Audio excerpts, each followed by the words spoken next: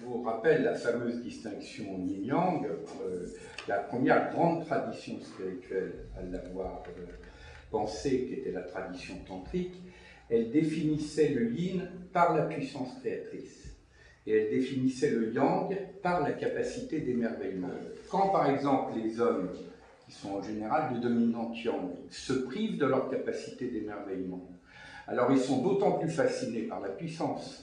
Mais comme ils n'ont pas, en tout cas sur le plan biologique, un lien direct avec la puissance créatrice, ils transforment la puissance créatrice en puissance dominatrice et ils la retournent contre les femmes.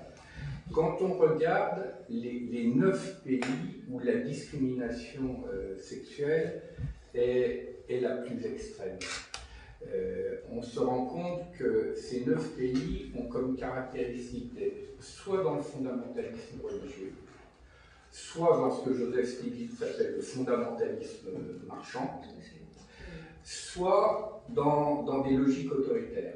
C'est-à-dire, on a les 3 grandes formes de captation. Captation de la richesse, captation du sens, captation du pouvoir.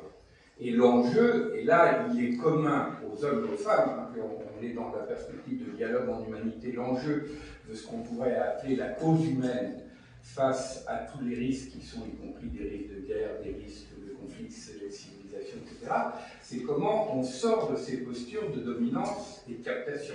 Et là, on a à la fois besoin de jouer pleinement sur l'apport des femmes et leurs rôles différents, mais on a aussi besoin que les hommes changent leur propre posture. Moi, je crois personnellement au management au féminin. Il y a beaucoup d'études là-dessus, tout à fait intéressantes, qui démontrent que les femmes managent autrement, que la manière d'être dans les relations humaines, dans les postes managers, pour des femmes qui sont vraiment féminines, parce qu'une femme peut être dans la représentation totalement masculine, une femme qui gère vraiment au féminin, travaille complètement dans la participation du pouvoir, dans le transversal et la polyvalence, et exprime des qualités que beaucoup d'hommes n'ont pas. Voilà pourquoi les études démontrent aujourd'hui que le management au féminin est plus performant que le management masculin. Et beaucoup d'hommes tout à fait intelligents qui sont dans des gouvernances volontairement aujourd'hui reconnaissent cette capacité aux femmes, mais c'est pas du tout simple pour eux d'intégrer dans leur staff des femmes parce que ça déconcerte de voir comment les femmes gèrent et gouvernent. Mais c'est pas le management au féminin qui a fait sa démonstration, c'est le management croisé. C'est-à-dire avoir des gens qui ont des sensibilités extrêmement différentes dans le management, que ce soit d'une collectivité locale, d'une entreprise. Et donc, ce que l'on voit aujourd'hui, c'est que dans les grandes universités, par exemple, c'est que les gens veulent justement des points de vue différents. On disait tout à l'heure, avant de commencer, que c'était intéressant d'avoir un point de vue, par exemple, étranger sur un pays. Et donc, avoir un point de vue différent, qu'il soit étranger, que ce soit femme, etc., qui ait ces points de vue mêlés, ça crée du dynamisme parce que tout le monde ne pense pas, n'est pas formaté oui, la même personne. Le problème du management aujourd'hui masculin, c'est que tout le monde a été formaté de la même manière. Pour répondre à votre question, est-ce que les femmes gouvernent différemment des hommes je ne crois pas. Quand elles arrivent au pouvoir, d'abord, elles sont tellement minoritaires de toute façon qu'elles sont obligées de cloner les hommes. En revanche, la différence, elle est dans les sujets que les femmes vont mettre sur la table du pouvoir.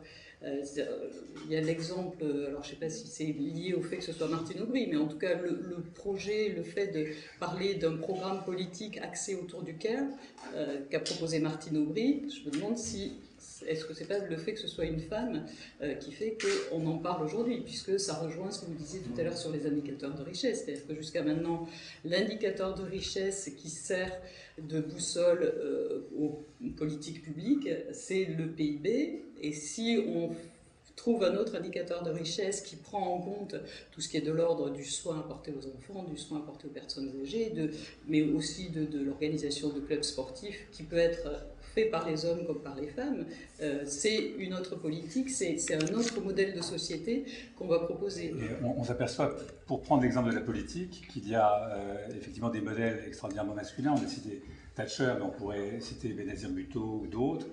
Et des modèles qui le sont moins. Bon, il y a eu une expérience Bachelet au Chili qui a été assez intéressante parce qu'elle a effectivement innové sur un certain nombre de procédures et de type d'action. Donc ça rejoint un peu ce que vous dites sur le mode transversal, non hiérarchique peut-être du management féminin. Et puis il y a aussi des gens, enfin une personne par exemple, je pense à Aung San Suu Kyi en Birmanie, que l'on commence à dire que justement elle ne va pas assez loin, elle n'est pas assez forte justement pour vouloir s'emparer du pouvoir. Elle a choisi plutôt des modes, disons, non violents,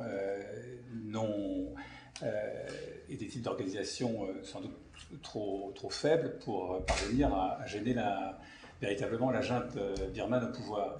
Et donc là, on voit les limites, effectivement, dans un type de confrontation très forte, les limites de ce management éventuellement féminin dont vous parlez tout à l'heure. Le développement durable nous interpelle justement dans cette dimension politique qui est de dire nous sommes entre guillemets condamnés à un système de solidarité obligatoire ou d'harmonie obligatoire ou de compatibilité dans laquelle nous devons revenir à une appropriation de nos limites et à un vivre ensemble. Parce que le sujet n'est pas uniquement dans une fuite en avant technologique. Parce que là, on est encore dans une vision prométhéenne de la société du politique. Donc, dans redéfinir ces règles, il y a une guerre qui émerge parce que les crises sociales vont être de plus en plus fortes, donc ces nouvelles solidarités sont interpellées. Mais c'est vrai que dans cette définition politique du développement durable, on se dit mais c'est plutôt des valeurs féminines, la compatibilité, l'harmonie, la tempérance. Et je vois à quel point les homologues masculins ont un petit peu de mal à se mouvoir dans ce sujet. Alors que c'est un sujet politique par excellence. Le vivre ensemble, la nouvelle civilisation qu'on doit construire, c'est vraiment un nouvel âge des lumières qu'il faut inventer. Donc, c'est pas de l'eau tiède. Quand on dit que le vivre ensemble, c'est des premières préoccupations effectivement de toutes les collectivités locales, je crois qu'on a deux réponses absolument caricaturales du masculin entre guillemets et du féminin entre guillemets. On a la réponse au problème qui est la réponse du Karcher, qui est la caricature de la réponse masculine avec on envoie des forces, on envoie des CRS et on règle tout ça à grands coups de matraque. Et on a la caricature du féminin qui serait une approche d'accompagnement, de réflexion sociale, pas forcément de compassion, mais en tout cas de réflexion et d'accompagnement sociétal, social. Et que quand on reste toujours dans cette binarité du masculin-féminin, on est complètement coincé dans ses pensées et on n'arrive pas à avoir une approche pragmatique de ce qui pourrait être développé et de ce dont les sociétés ont besoin. Et avec un autre problème, le féminin qui reste quelque part un petit peu vu de haut, méprisé, c'est pas efficace, passons aux vraies solutions, qui du coup font que ces solutions qui sont plus de l'ordre de la coopération sont moins bien vues.